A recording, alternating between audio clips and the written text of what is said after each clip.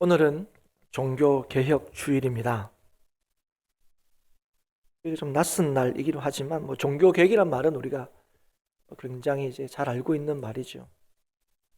오늘 교동문을 읽으면서 종교개혁 주일에 관련한 이제 내용들을 읽으면서 오늘이 종교개혁 주일인가? 이렇게 미리 생각하신 분도 계실 겁니다. 오늘은 16세기 종교개혁의 출발점으로 간주가 되고 있는 날을 기념하는 날입니다. 그날이 어떤 날이냐면 우리가 잘 아는 종교개혁가 중에 한 사람인 루터가 95개의 교회 반박문을 독일 비텐베르크 대학 교회 정문에 붙인 날입니다. 그날을 이제 기념하는 거죠. 그날은 날짜로 보면 10월 31일입니다. 근데 오늘날은 보통 10월 마지막 주일을 종교개혁 주일로 지키고 있습니다. 이 날을 지키는 것, 이 날을 기념하는 것은 종교개혁의 중요한 정신, 또 모토인 오직 은혜, 오직 믿음, 오직 말씀. 이러한 이 종교개혁의 정신을 잊지 말고, 그래서 교회가 날마다 갱신되고 새로워져야 한다는 것을 기억하기 위해서 그렇습니다. 다시 말하면 오직 복음만으로 우리가 구원을 받았음을 확인하고 그 구원의 은혜를 누리기 위해서 우리는 종교개혁 주일을 기억하고 기념하고 지키는 거죠. 그래서 오늘도 이 예배를 통해서 또 우리에게 주시는 말씀을 통해서 복음이 무엇인지, 예수 그리스도께서 누구신지를 더욱 알아가고, 그래서 주로 인하여 구원의 기쁨과 감격을 회복하고 누리는 저와 여러분이 될 수 있기를 바랍니다. 오늘 본문은 예수님께서 한 바리새인의 초청으로 그 집에 앉아 계시는 것으로 시작하고 있습니다. 그런데 그때에 한 여자가 예수님께서 계신 그 집, 그 바리새인의 집에 들어오게 됩니다. 그래서 이 두 인물, 바리새인 그리고 한 여자, 이 두 인물이 모두 예수님을 만나게 됩니다. 예수님과 함께 있게 되죠. 그러면서 자연스럽게 오늘 본문을 보시면 이 두 인물이 비교가 되고 있음을 우리가 볼 수가 있습니다. 그런데 실제로는 이 바리새인 그리고 또 한 여자, 이 본문을 통해서 알게 되는 이 두 사람은 직접적으로 비교하는 것이 사실은 가능하지 않습니다. 누군가 이렇게 비교한다면 그 신뢰다 이렇게 얘기할 수 있는 거죠. 바리새인 입장에서는 더더욱 그렇습니다. 두 사람은 직접적으로 이렇게 비교할 수 있는 대상이 아니라는 거죠. 바리새인은 당시에 참으로 존경받는 사람이었습니다. 그리고 이 여인은 오늘 본문에서 보는 것처럼 그 동네에서도 인정을 받지 못하는 그런 사람이었음을 우리가 알 수 있습니다. 그런데 오늘 이 본문의 말씀을 가만히 보면 이 두 사람이 비교되고 드러나고 있지만 이 두 사람을 직접적으로 비교하고 있지는 않습니다. 예수님과 관계에서 이 사람들이 비교가 되고 드러나고 있다는 사실을 우리가 보게 되죠. 그래서 오늘 이 두 사람을 먼저 살폈으면 좋겠습니다. 먼저 오늘 본문에 등장하는 이 바리새인, 그리고 이름도 있습니다. 오늘 보면 40절에 시모나, 이 바리새인의 이름이 시몬인 것을 우리가 알 수 있죠. 그 시몬을 포함해서 바리새인들은 오늘날 우리가 생각하는 바리새인들과 참 차이가 있습니다. 이거 우리가 생각하는 그 이미지와는 분명히 차이가 있습니다. 예수님께 바리새인들은 굉장히 많은 책망을 받죠. 그래서 우리는 바리새인들에 대해서 부정적인 그런 생각, 이미지를 가지고 있는 게 사실입니다. 하지만 당시에는 이 바리새인들은 사람들로부터 진정 어린 존경을 받는 사람들이었습니다. 그런 바리새인 중에 한 사람인 오늘 이 시몬이라고 불리는 바리새인이 예수님을 자신의 집으로 초대하고 있습니다. 식사 같이 하시죠. 이렇게 식사 자리에 초청을 하고 있죠. 그러면 우리는 질문을 하게 됩니다. 왜 이 바리새인이 예수님을 초청했을까 하는 거죠. 그러니까 왜 이런 질문을 하게 되냐면 사실 당시에 이 바리새인, 누가복음을 앞에서 차근히 읽어보면 누가복음을 차근히 읽어봐도 그렇고 우리가 복음서에 대한 이해가 있는 분들은 이 시점, 그러니까 바리새인이 예수님을 초청하는 이 시점에 이미 예수님에 대하여 바리새인들은 반감을 가지고 있었습니다. 누가복음을 한정해서 보더라도 6장에 보시면 11절에 보시면 이런 반감을 넘어서서 노기가 가득해서 예수님을 어떻게 할까 그렇게 의논했다 하는 말씀이 나오는데요. 바리새인들은 예수님에 대해서 좋지 않은 감정을 가지고 있었습니다. 그렇기 때문에 왜 바리새인이 예수님을 초청했을까? 그리고 예수님은 왜 이 바리새인의 초청을 받아들이셨을까? 그런 이제 질문이 또 궁금함이 생기는 거죠. 나름대로 추측할 수 있습니다. 바리새인이 대부분 그랬지만 이 바리새인은 안 그런가? 우리가 아는 것처럼 그렇지 않은 바리새인들도 있었지 않습니까? 이 사람은 그 당시에 일반적인 바리새인과 좀 다른 예수님을 그래도 조금 알려고 하고 알고 싶고 인정하려고 하는 그런 바리새인인가? 아니면 이 바리새인이 당시에 예수님께서 당시에 굉장히 이제 사람들로 하여금 주목을 받고 명성이 점점 이제 커져가고 있을 때 아닙니까? 그래서 이 예수님의 명성으로 인해서 자신의 어떤 명성을 더하려고 혹시 그죠? 나 이 예수님하고 이렇게 관계가 있어. 이런 걸 좀 드러내려고 혹시 식사 자리에 초청했나? 이런 질문을 할 수도 있을 겁니다. 누가복음에 보면 누가는 바리새인이 예수님을 초청한 그 경우를 두 경우를 더 이제 기록을 하고 있습니다. 이후에 보시면 11장 37절 이후 그리고 14장 1절 이후에 보면 바리새인이 예수님을 초대한 일을 기록하고 있습니다. 근데 거기에 보면 바리새인이 왜 예수님을 초청했는지가 굉장히 명확하게 나타나 있습니다. 예수님에 대해서 가지고 있었던 의혹들이 있죠. 예수님에 대해서 가졌던 이 바리새인들의 의심이 있습니다. 그런데 그런 의심들을 명확하게 하려고 그래서 책을 잡고 고소할 증거를 찾기 위해서 바리새인이 예수님을 초청했다는 사실을 그 본문을 통해서 우리가 알 수가 있어요. 그리고 또 오늘 본문에 등장하는 이 바리새인 시몬이라고 불리는 이 바리새인도 우호적인 입장에서 좋은 의도에서 예수님을 초대한 것은 아닌 것으로 보입니다. 그렇게 볼 수 있는 근거를 어디서 볼 수 있냐면 예수님의 말씀을 통해서 알 수가 있습니다. 44절 이후에 예수님의 말씀을 보면 이 바리새인, 이 시몬이라는 바리새인이 예수님을 초청했지만 그 손님에게 마땅히 갖추어야 할 예의나 아니면 그런 손님을 맞아들이는 절차 이런 것들을 이 바리새인이 행하지 않았다 하는 것을 우리가 알 수가 있죠. 더욱이 당시의 사람들이 예수님을 최소한 어떻게 인정했냐면 하나님이 보내신 선지자다 이렇게 이제 인정을 하고 있었는데 오늘 이 시몬이라고 불리는 바리새인은 이조차 인정하고 싶지 않았다는 것을 우리가 우리 본문의 말씀을 통해서 확인할 수가 있습니다. 그래서 이 여인, 죄 지은 여인, 이 여인이 예수님을 만질 때에 속으로 뭐라고 이렇게 생각했습니까? 예수님께서 선지자라면 이 여인이 누구인지 알았을 텐데 이렇게 얘기하는 거죠. 무슨 말입니까? 사람들은 이 사람을 선지자라고 인정할지 모르지만 이 사람은 선지자도 아니다 이렇게 생각하는 거죠. 그러니까 그 상황이나 또 그 예수님을 못마땅하게 생각했다는 거죠. 그래서 오늘 이 바리새인도 예수님을 자신의 집에 초청한 그 이유가 예수님을 영접하기 위한 것이 아니라 그를 달아보고 시험하려고 했다는 사실을 우리가 본문을 통해서 알 수가 있다 하는 것이죠. 바리새인은 시몬을 포함해서 바리새인은 누구보다도 하나님을 잘 알고 또 하나님을 잘 믿는다고 자타가 인정을 받는 그런 사람이었지만 정작 하나님께서 이 땅을 구원하시기 위하여 보내신 메시아신 이 예수 그리스도를 알지 못했다는 거예요. 심지어는 이 예수 그리스도에 대하여 반감을 가지고 있었고 시험하려고 그랬고 책 잡으려고 했다 하는 것입니다. 분명 그는 예수님을 초청했습니다.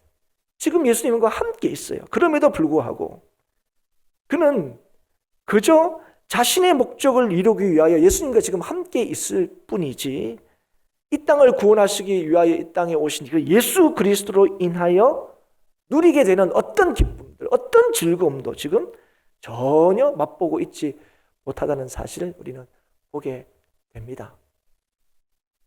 그에 비해서 한 여자는 어떻습니까? 오늘 이 여자에 대해서 얘기할 때 제일 먼저 소개하는 그 멘트가 뭡니까? 소개하는 문구가 뭐죠?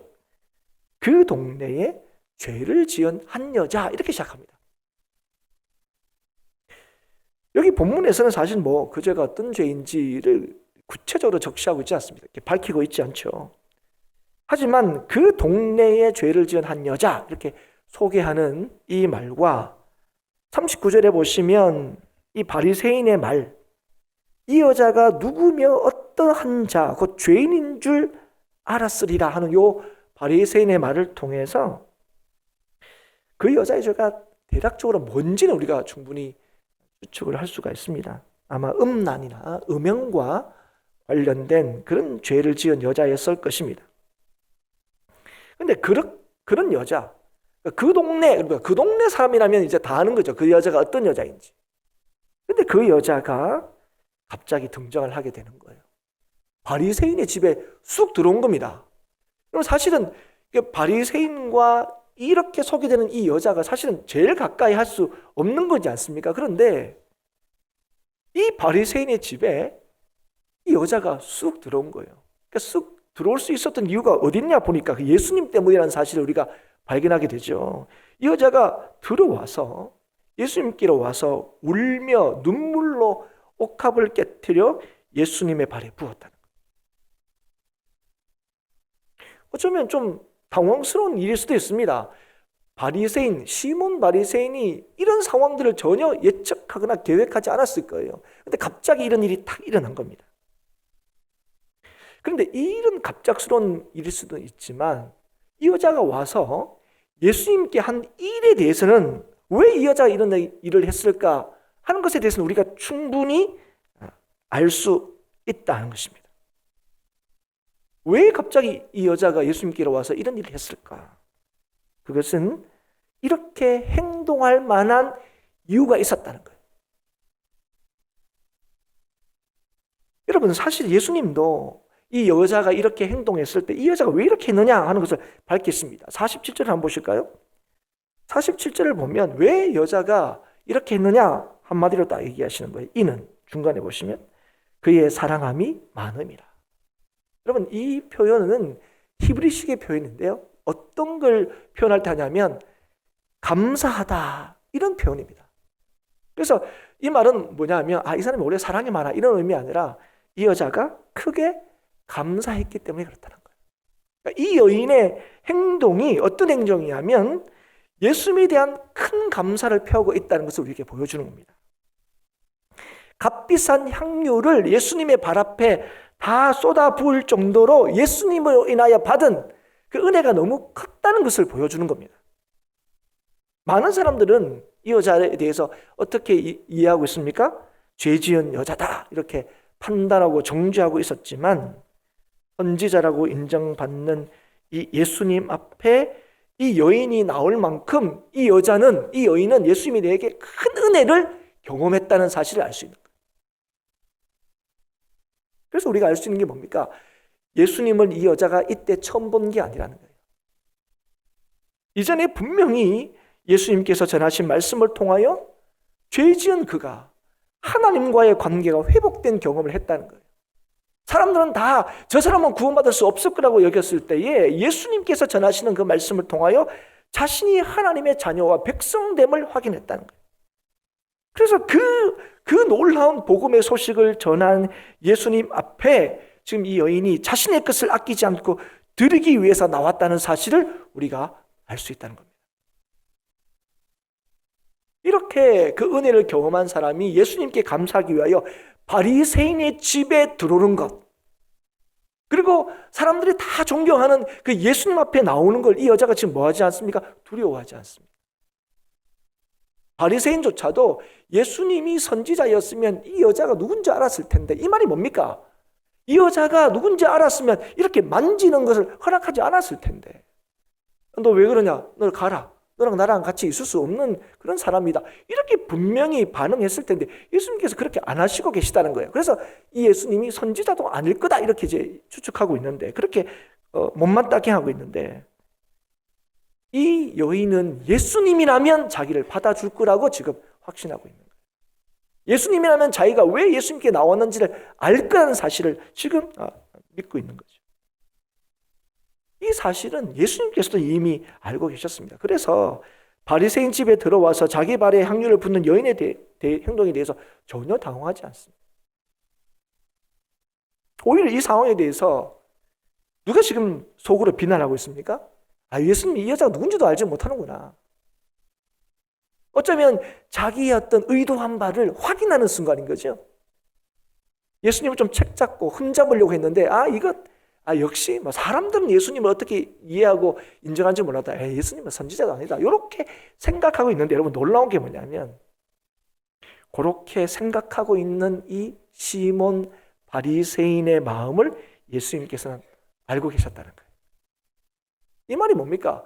이 여인이 왜 이렇게 하는지도 알고 계셨다는 거예요. 그러면서 예수님께서 시몬에게 한 비유의 말씀을 하시죠. 그게 44절 이후에 나오는 500데나리온 빚진 자와 50데나리온 빚진 자의 비유입니다.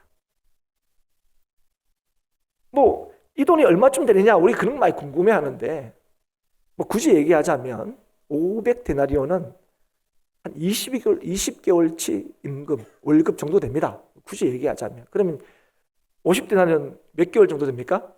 10분의 1이니까 2개월 정도 되죠. 돈으로 따지면 얼마 큰 돈은 아닙니다. 그런데 이제 예수님의 이 비유를 통해서 이 빚진 사람이 두 사람이 있는데, 이 두 사람이 500데나리온, 50데나리온 빚졌다는 거예요. 근데 이 비유를 통해서 예수님께서 말씀하시는 건 두 가지입니다. 하나는 뭐냐면, 이 두 사람이 빚을 졌는데 두 사람의 힘으로는 결코 이 빚을 갚을 수가 없다는 거예요. 이게 첫 번째 얘기하시는 거예요. 절대로 자기 힘으로는 이 빚을 갚을 수 없다. 그런데 자신의 힘으로 갚을 수 없는 이 빚을 탕감받았다는 겁니다.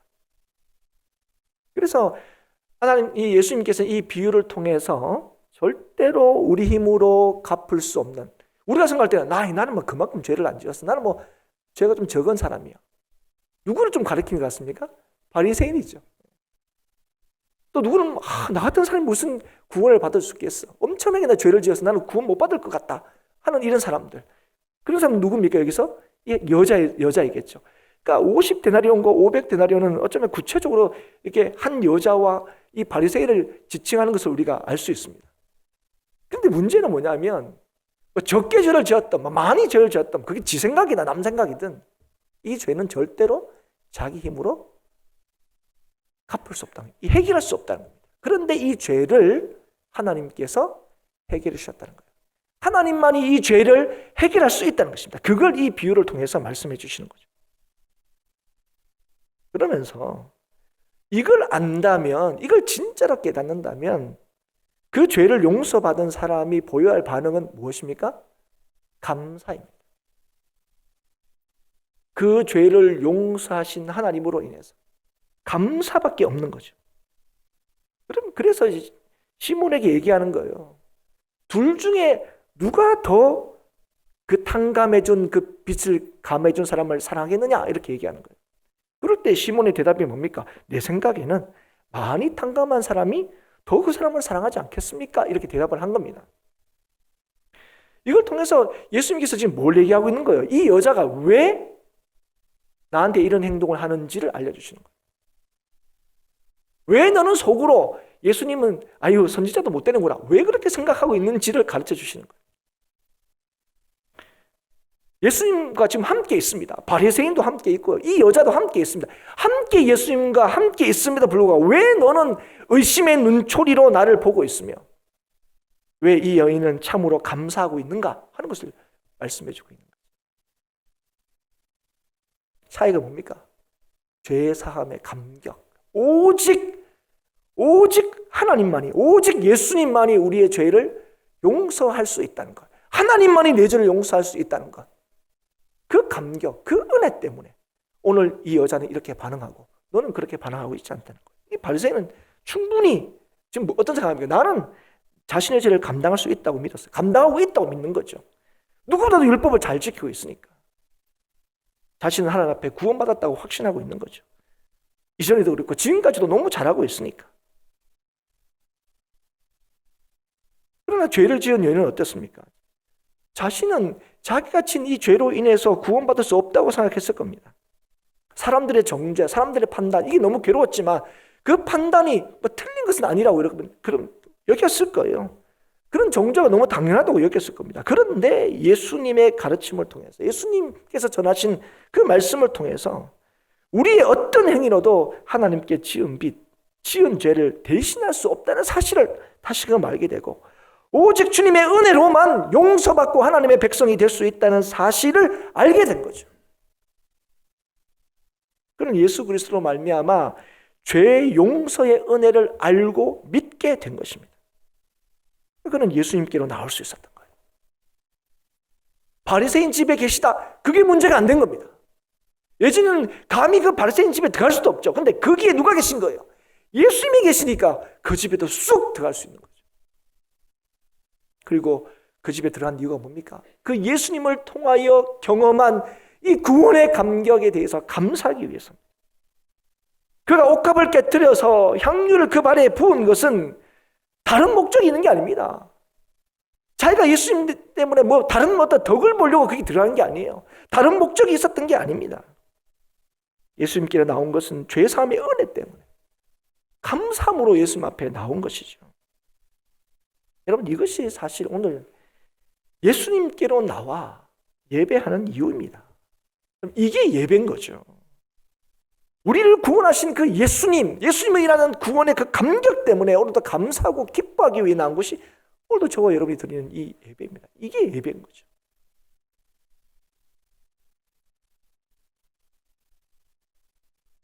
우리가 진실로 우리의 죄를 해결할 수 없으며 그 해결할 수 없는 죄를 예수 그리스도로 말미암아 용서받았다는 사실을 안다면, 예수님의 죄사함이 우리를 참으로 구원하고 하나님 백성 되게 한다는 사실을 안다면,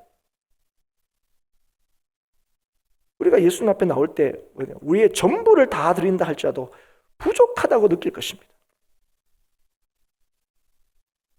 예수님께 나오는 그 자체가 뭡니까? 그게 감사고, 그게 감격이고, 그게 기쁨인 거죠. 예수님을 만난다는 것, 그거 외에 더 기쁨이 없는 거죠. 예수님만이 우리의 죄를 용서하시고 구원하신다는 사실이 너무나 분명하다면 우리는 예수님을 의심하고 시험하고 때로는 나의 목적을 이루기 위하여 만나는 분으로 생각하지 않을 거라는 겁니다. 오직 은혜로 구원 얻었음을 알아서 자신의 죄사함에 대하여 주님께 감사하고 주님 앞에 전적으로 헌신하는 이 한 여인의 모습을 통해서 오늘 예수님께서 믿음이 무엇인지를 우리에게 말씀해 주고 있는 것입니다. 그 여인을 향하여 주님께서 말씀하신 게 뭡니까? 내 믿음이 너를 구원했다, 이렇게 말씀하시죠. 이걸 확정함으로 우리의 행위가 아니라 믿음으로 구원을 얻는다는 사실을 하나님께서 분명히 보여주십니다. 그리고 이 죄사함, 우리를 구원하신 분이 누구시냐? 바로 예수 그리스도시다. 예수 그리스도는 바로 우리의 죄를 사하시고 우리를 용서하시고 우리를 구원하시는 분이라는 사실을 너무나 분명하게 우리에게 말씀하고 있는 것입니다. 그럼 우리는 이 예수님을 믿습니다. 맞죠, 여러분? 오늘 이 예수님을 믿는 믿음으로 저와 여러분이 이 자리에 있는 것입니다. 그런데 오늘 우리의 모습은 어떻습니까? 이 여인처럼 하나님께, 주님께 마땅히 드려야 할 감사와 헌신이 우리의 삶에 있습니다. 오늘 이 예배가 정말 하나님을 만나는, 주님을 만나는 그 감격과 기쁨으로 주님 앞에 나오셨습니까? 오늘 아침에 일어나서 준비하시고 교회로 나오실 때에 설레는 마음이 계셨습니까? 감사의 마음이 계셨습니까? 사모하는 마음이 있습니까? 이 예배에. 아니면 바리새인들처럼 좀 남다른 것 때문에 누군가를 함부로 판단하고 정죄하고, 오늘도 예수님께 나오는 이유와 목적이 나한테 혹시 있지는 않습니까? 다른 목적이, 다른 의도가 있어서 오늘도 이 자리에 혹시 나온 것은 아닙니까? 왜 우리가 하나님 앞에 하나님만 생각하면, 주님만 생각하면 왜 우리가 감사하고 감격하지 못합니까? 그건 우리가 받은 은혜가 뭔지를 알지 못하기 때문에 그렇습니다. 내가 누구인지를 알지 못하기 때문에 그렇습니다. 우리의 행위로 우리의 우위와 구원을 보증할 수 없다는 것을 알지 못하기 때문에 그렇습니다. 우리가 뭘 하면 구원받을 수 있다고 생각해요. 여러분, 종교 개혁을 촉발시킨 직접적인 사건 하나를 들자면 여러분 잘 아는 대로 뭡니까? 면죄부 발행입니다. 이게 뭡니까? 이 면죄부를 사면 뭐도 사할 수 있다고요? 죄도 사할 수 있다고요.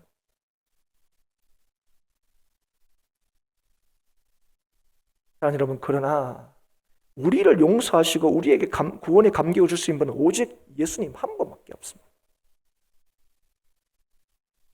그 예수님의 사죄의恩축을 믿는 자만이 구원의 기쁨과 감격을 누릴 수 있으며 주님 앞에 나갈 수 있습니다. 주님 앞에 나오는 게 즐거움이고 주님 앞에 나오는 게 기쁨인 거죠. 여러분, 오늘 이 시간에 저와 여러분이 우리의 신앙생활이 어떤지를 이 시간, 이 말씀을 통해 좀 점검하고 돌아올 수 있기를 바랍니다. 오늘 우리의 신앙생활 어떻습니까? 오늘 우리는 우리의 옳음을, 우리의 남다름을, 우리가 다른 사람보다 더 특별함을 증명하고 입증하려고 하는 것이 혹시 우리의 신앙생활 아닙니까? 아니면 주님께서 우리에게 베푸신 그 놀라운 은혜가 우리를 다르게 한다는 사실을 증거하고 있습니까? 뭐가 여러분의 신앙생활입니까? 내가 남과 다르지, 내가 남보다 낫지, 이걸 여러분 확인하고 증명하려고 합니까? 오직 예수 그리스도의 은혜가 나를 다르게 만든다는 사실을 여러분 증거하고 드러내며 사는 인생이냐 하는 것이죠. 여러분, 오직 예수님의 은혜가 나를 나되게 한다는 사실을 믿는 자들은 그 하나님의 자비하심과 사랑을 의지하고 그분의 능력만이 나를 하나님의 백성, 하나님의 자녀 되게 한다는 사실을 알아서 뭐 할 수 있게 되는 거죠? 주님께 감사할 수 있고 주님께 헌신할 수 있게 된다는 것입니다. 왜 우리의 삶에 감사가 없습니까? 왜 우리가 주님을 향한 헌신이 없습니까? 주님이 나에게 어떤 일을 하셨는지, 주님이 나의 인생에 어떤 의미인지 자꾸 잊어버리기 때문에, 그걸 모르기 때문에 그렇습니다. 여러분, 오늘 우리가 예수 믿고 난 뒤에 뭐 좀 달라졌습니까? 생각이 달라졌습니까? 행동이 달라졌습니까? 그런데 여러분, 그건 우리가 구원받은 이유나 근거일 수 없습니다. 그건 구원받은 증거이죠. 여러분, 여인이 한 이 행동, 예수님께 한 이 행동이 뭐라고 얘기합니까? 은혜로 구원받았다는 사실을 입증하는 거라는 거예요. 예수님께서 하신 말씀이 그겁니다. 향유를 깨뜨렸기 때문에 그가 용서받은 게 아니라는 거예요. 향유를 깨뜨렸기 때문에 그가 사함받은 게 아니라는 것입니다. 감사하기 때문에, 남다른 사랑을 고백했기 때문에 그가 구원받은 것이 아니라 그 구원받은 결과, 구원받은 은혜에 대한 결과가 뭡니까? 감사이고 사랑인 것이죠. 그래서 향유를 부을 수 있었던 겁니다. 여러분, 여기에 뭐가 나타나 있다고요? 내가 주님 이렇게 많이 했으니까 저는 주님은 나를 위해서 뭐 해주시겠습니까? 이런 요구와 바람이 없다는 거예요. 예수님이 나를 구원하신 것, 예수님을 통해 내가 구원을 경험한 것, 이게 뭐야? 이게 내 기쁨이라는 거예요. 이게 내 감사라는 거예요. 이게 내 삶의 능력이라는 거예요. 이게 내 삶의 힘이라는 것입니다.